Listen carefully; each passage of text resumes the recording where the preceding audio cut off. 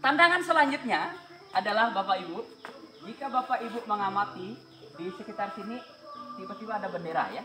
Kemarin nggak pernah ada bendera, ada yang warna kuning, ada yang warna hijau, warna biru. Nah, sekarang saya mau challenge Bapak Ibu ketika saya bilang go mengambil salah satu bendera. Ingat ya, ketika saya bilang go ya, sebelum saya bilang go jangan dulu. Bapak-bapak silakan diambil bendera dengan warna yang mendekati warna emas. Go! Kalau sudah silakan langsung ke sini. Langsung ke sini. Yang sudah cari saya. Emas yo kuning no. Cari saya. Oke, Bapak di sini. 1, sampai kapan? 3 kapan? Yang ada. 3. Lagi apa ya? Ya. Bapak ke depan. Ke depan. Oke, enggak apa-apa. Bapak di sini. Mana aku enggak ada lagi. Ayo lah sana. Kumpul aja, kumpul cepat kumpul.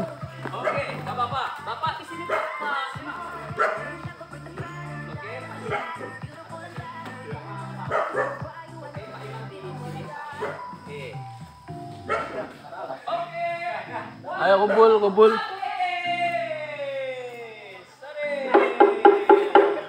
Silakan ke sini. Yang tidak dapat tidak apa-apa. Oke. Pak Roni silakan berdiri di sini. Pak Roni silakan berdiri di sini. Oke. Ada yang mau bertinggal? Tidak ya? Pak Win kita akan main di sini ya Pak.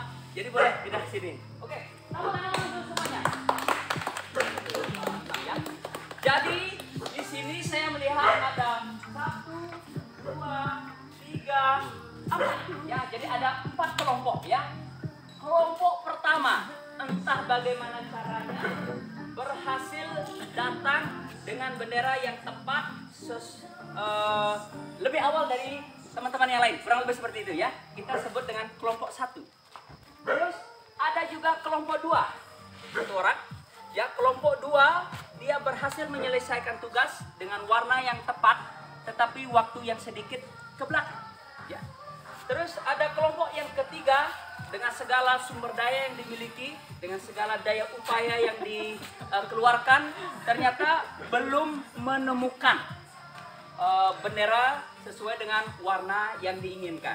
Dan waktunya juga otomatis paling belakang ya, karena dia berusaha mencari dan tidak menemukan. Nah, ada juga kelompok yang keempat yang mungkin menyediakan waktu lebih banyak untuk mencari dan menemukan, dan ternyata tidak ketemu juga.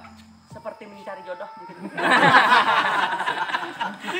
Tetapi sudah berusaha dan berupaya, ternyata tidak menemukan. Oke, Bapak-bapak.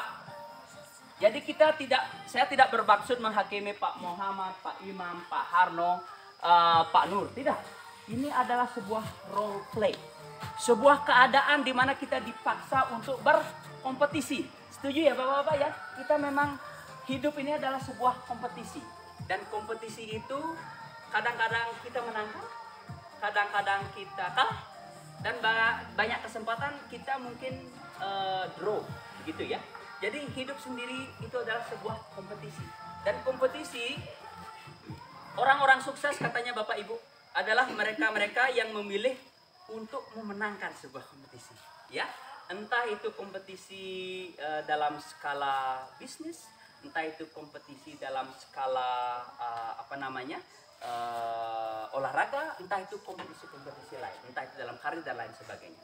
Tetapi yang dapat kita petik Bapak Ibu, kita dihadapkan pada satu keadaan di mana hidup itu memang penuh dengan kompetisi. Setuju ya? Jadi satu waktu kita ada dalam satu keadaan di mana kita adalah satu tim, tetapi ada juga keadaan di mana kita itu memang harus menjadi kompetitor satu sama lain.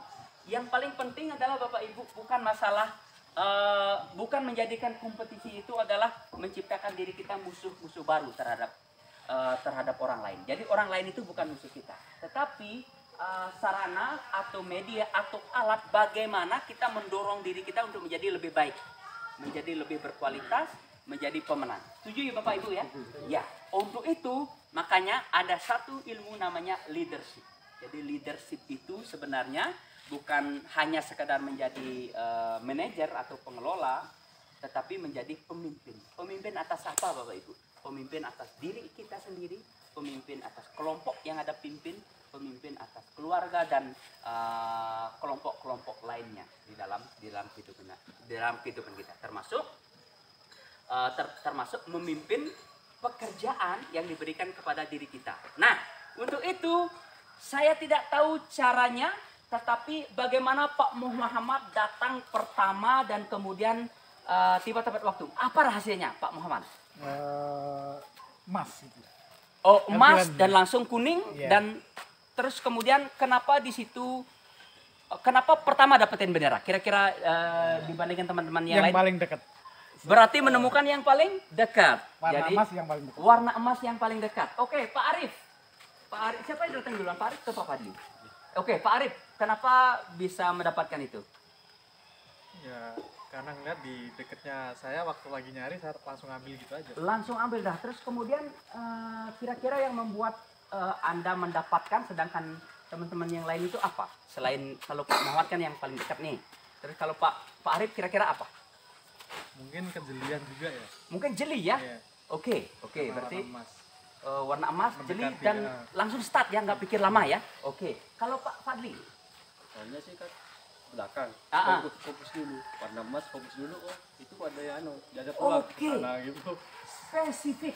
Oke, jadi beliau nggak mikirin warna yang lain tetapi spesifik dan dia sudah menentukan walaupun jauh tapi dia spesifik sama target dan kemudian mengejar dan itu yang membuat mungkin dapat ya. Oke. Terus kelompok yang kedua Pak Imam, apa rahasianya? Kalau saya udah lihat yang di ini yang deket-deket, tapi saya lihat udah ada satu orang semua, terus saya lihat yang paling jauh ya.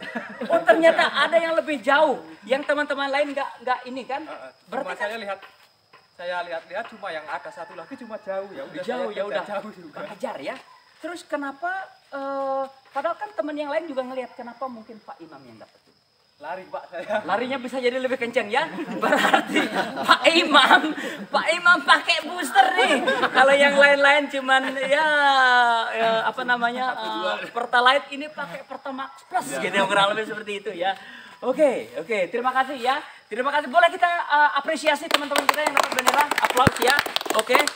Tapi jangan bangga dulu, ada banyak tantangan gitu ya. Tetapi untuk tahap awal. Oke, Pak Jenny, Pak Arno, Pak Agus, kira-kira kenapa nggak dapat bendera, Pak? Kalau kalah start Pak. Kalah start, Pak Arno kalah start. Oke, kalau Pak saya Agus. tadi sebenarnya warna kuning di depan mata. Oke. Sama warna hijau. Oh, Bapak awalnya ngambil warna hijau. Begini jadi tadi dari Pak Wayan bilang bendera yang mendekati warna emas. Warna emas, oke. Jadi asumsi saya Iya. bendera yang mendekati itu warna hijau. Oke. Bukan warna emasnya, warna kuning gitu loh. Jadi ada dua asumsi saya tuh, mau ngambil kuning atau hijau. Tapi kenapa bendera hijaunya nggak dibawa, Pak? Bawah Itu ditaruh lagi. Taruh lagi. Itu. Jadi saya masih ragu-ragu gitu loh. Oke. Siap. Ada dua asumsi, saya bingung. Oke.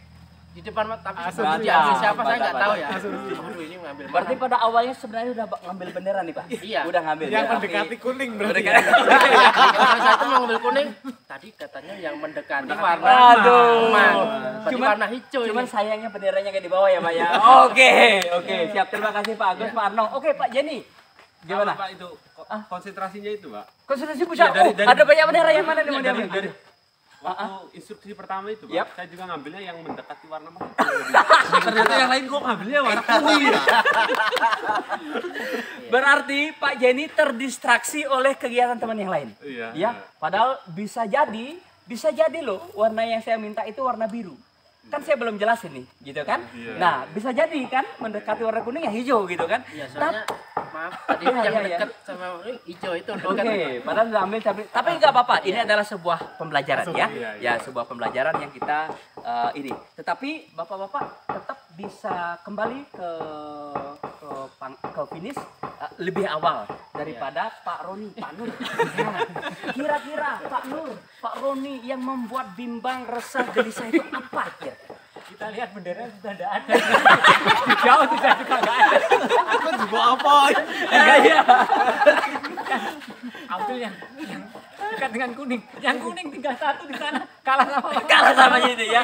Berarti sebenarnya bendera itu sudah ditarget oleh Pak Imam dan Pak Nur. Iya. Tapi Pak Nur kalah cepat Dia ya, Pak. kalah. Oke, oke. Dia juga di depan, kita di belakang. Oh gitu. Yang lainnya bendera kok ada 4 itu banyak ada ambil lagi tuh. Pak Nur nggak berusaha berlari lebih kencang daripada Pak Imam untuk nyalip.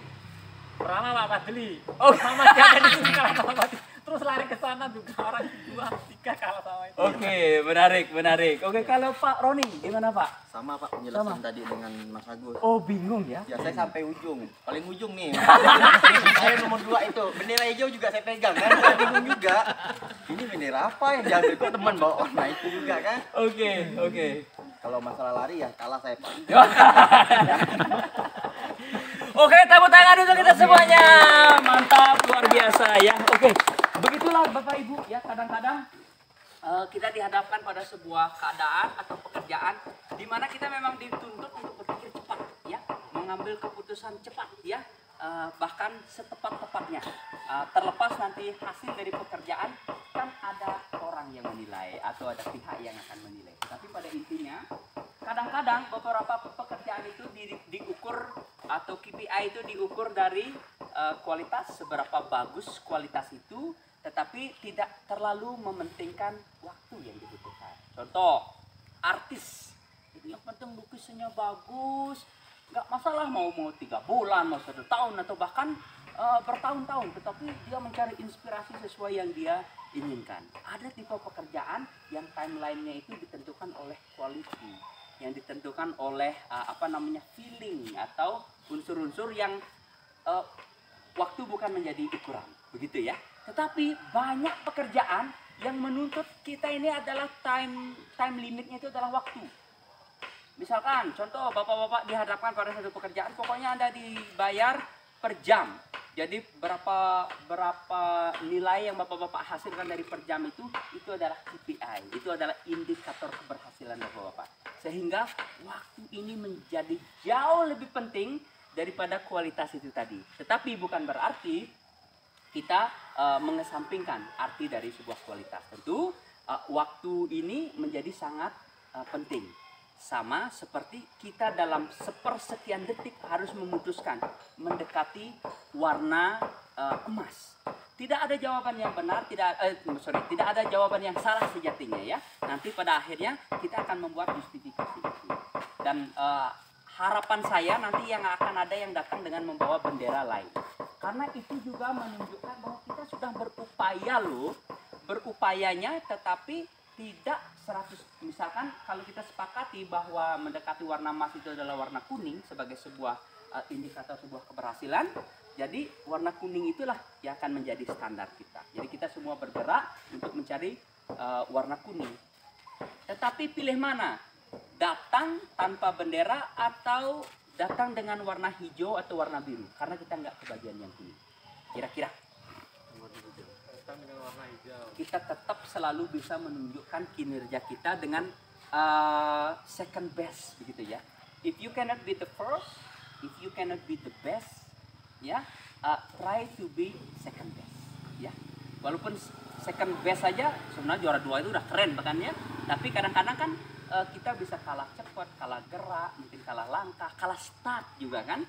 Dan itu tapi jauh lebih baik kita menjadi second best daripada tidak sama sekali. Mungkin kurang lebih seperti itu ya. Jadi dalam pekerjaan itu pertama kita memang dihadapkan pada sebuah kompetisi, tetapi kompetisi itu adalah sebuah self development, sebuah pembangunan diri, pengembangan diri.